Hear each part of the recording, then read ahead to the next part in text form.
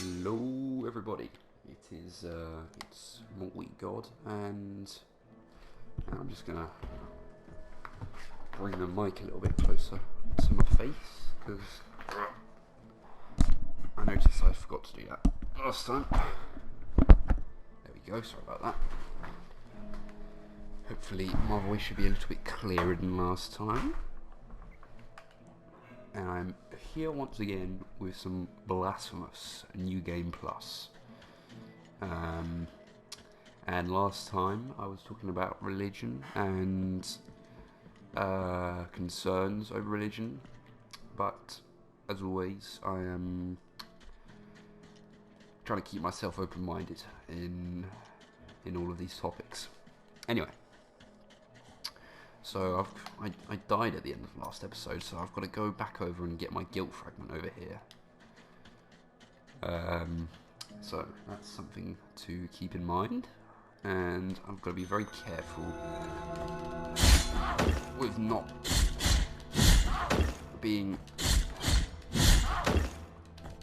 God damn, it took a lot of damage. I'm going to be very careful about not taking too much damage here, because... if you weren't here last time, I do not have any health potions, file flasks. I only can regen my health at a preview, so gotta be very careful. Now then, today I was hoping to talk about the Afterlife, because it sort of continues on from where we were last time. I was addressing my opinion about how heaven and hell is, I don't know, it's so binary for a complex issue. You know, it's just so black and white, and I think that if there was a God, I'm pretty sure that the afterlife would be a gazillion times more complex than that.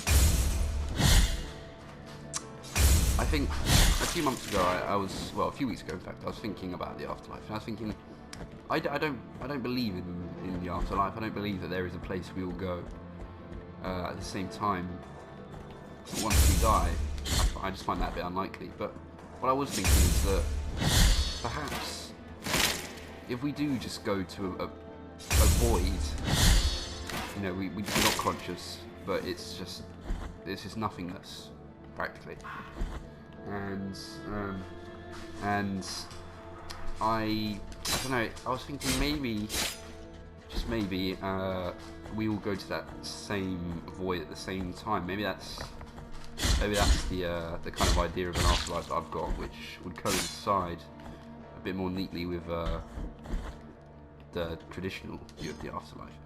But I've got my brother here, who is going to be sharing his thoughts on this topic. This is Sam, everybody. Sam, what do you think about the afterlife and such? Yeah, it's an interesting topic, and I don't know. To start, I just wanted to put that out there. Yep. Also, I do have some ideas. The main one being that there's a kind of oneness, is the best way I've found putting it, which is the unmanifest, as Kanye might call it. And when we are incarnated on this earth, or incarnated on this earth, there is a reason for it happening, some kind of... I mean, a reason for it happening is the most I can think of, really, because we just don't know what we're doing here, really. But I do believe, and this is where you'd call it faith, that there's a reason for every single person being here. And for me, it's part of the oneness learning about itself through our experiences, which is all we really are, just experiences. And so when we die, we go back having learnt certain things, and I think the limits of the unmanifest are now,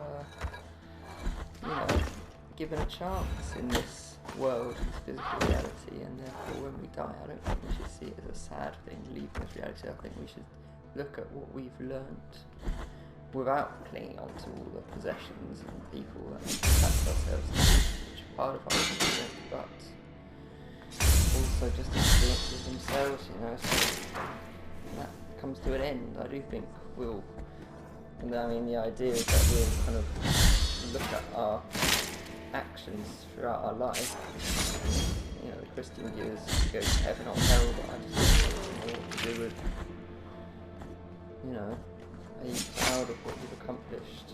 If you're one, then you helped people, therefore helping yourself along the way.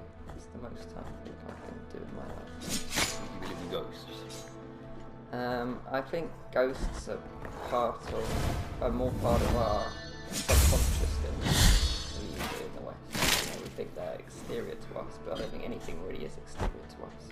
So I think ghosts are part of our changing our own frequency, therefore perceiving things that are in different dimensions than our own. I don't believe that ghosts are like us. I believe that they are us in certain ways, you know, and they're also guides for us. I mean, I've never experienced one really. I mean, I kid myself sometimes, you know, when something crashes down. I don't know if you've ever experienced that, but you know, I think it's to do with your own mentality. You're able to see ghosts, therefore it's, you know, for me it's still a bit of a mystery. I'm still exploring that area. Could be guides. Some people call them angels. You know, the Druids used to say, I have my helpers. Those are kind of like them. Yeah. Well, I think that if there was any sort of afterlife involved, it would, for me, the only way that would happen is through high dimensions, which there's a lot of. Well, I believe that. I believe that people in the spiritual realm, I think that eventually they're going to tap into this thing about high dimensions and quantum physics, which you've already done. And I think that a lot of other people are probably going to go that route and try and find, because there's a lot of like, I don't know how to put it, sort of area to sort of, there's a lot of room to, you know, for discussion for where death and high dimensions can become involved. Maybe angels are just beings from a higher dimension, maybe God is just a being from a higher dimension, and I think that if there was an afterlife, or angels or ghosts, I think they'd come from a dimension above us. And either way, I don't think we could ever possibly comprehend, at least in this life, I suppose, what form they would take. Will we comprehend it when we die, do you think? Is there a certain transition? Well, maybe dying is just moving up dimension. That's just an interesting thought. I don't necessarily believe it, but maybe it's like the Buddhists saying, continually evolving towards a higher sort of existence. You know, if we leave a life full of sin, that's an interesting concept, I think. But if we live a bad life, an immoral life, then, you know, the Buddhist belief is that we move down on the ladder of life, as it were, and we become an inferior being, whatever that would be, something maybe like a rouse on being really bad. But if you're good, then what form would you take? I mean, what would you rather be than a human? You know, I think you transcend form a little bit so that you kind of don't get so stuck or feel so stuck, as it were, in this three-dimensional realm. And I think the idea is quite interesting of like evolving spiritually towards a higher dimension. Yeah. Because I think the idea of sin actually, I can't remember what the Latin means, but it's something to do with, the idea originally was to do with sinning towards yourself. So like if you kind of hurt someone emotionally, say you hurt your partner, you're actually hurting yourself. So that's a sin towards yourself, essentially. So therefore, if you're hurting yourself, then you're becoming less kind of one with yourself in some way, you know. It's what the idea of going one way or the other for me is that it's either becoming more one, therefore letting go of your ego, or hurting yourself and therefore reinforcing your ego. Because by hurting others, we're essentially separating ourselves from them. You know, if we do it constantly, it's the idea is that you're not aware that you're one with others. And So therefore, for me, evolving spiritually might be coming back to oneness in a certain way. I don't know, however, I don't think there's one way of doing it. There's so many paths you can take, but I do believe that the more we go towards oneness, the more it becomes clear that, this isn't random. If it is random, then it's because you've chosen to believe that. That's your right. And there's nothing wrong with that, essentially, but that's not my path to be. I don't know, there could be a reason for some people thinking they're from everything around them, which seems to be the way at the moment. Is there a reason for that happening? You know, war, you know, all that kind of separation is there. Do you believe there was a point in history where humanity became less disconnected, like a single point, or was it a gradual process, do you think, that we become less sort of connected to each other? Maybe that's what they were talking about in, you know, Genesis, Adam and Eve. Maybe that's, not literally, but in a sense, that's kind of... I do think they were kind of alluding to that kind of idea, because I think the tree of knowledge is, for me, this is how I decode it a little bit, is to do with thinking. So therefore, from the moment you start conceptualizing the world, you separate things, therefore you sin, you know? Right. So you're separating things around, becoming less one. I think they kind of confused it along the way and ended up punishing themselves for feeling bodily pleasure and all that. I think that went too far. I think the original idea, though, maybe was that without concept, there's more connection. And that maybe once there was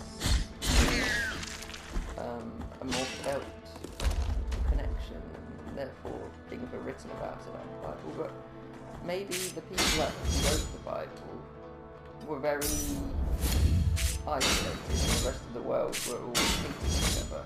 And nowadays we're more in touch with oneness, and therefore we can understand what the Bible was on about, you know. For years maybe the Bible was misinterpreted, and other religions too. I mean, it's hard to know what people used to believe about oneness and stuff, but, you know, sometimes people tell you it was a lot worse back then than it is now. Maybe that's true. Maybe we're becoming more one at the moment. And I think that money has, greed has been a bit of a plague, but can we evolve spiritually alongside that and use it to fuel our inner peace? It's the only way you can be positive about seeing, you know, trouble with money issues and political issues, racism and all that. Sister of mine, as I foretold you, someone who seeks the purge and excommunication of all that is sacred and rests there. I just wanted to say, I really appreciate these do not place your doubts on me. Thank you. I am ready. And I'm glad to have been able to share my thoughts here. Oh yeah, but it was good to have you. Hopefully we'll have you again sometime. Oh yeah, thank you very much.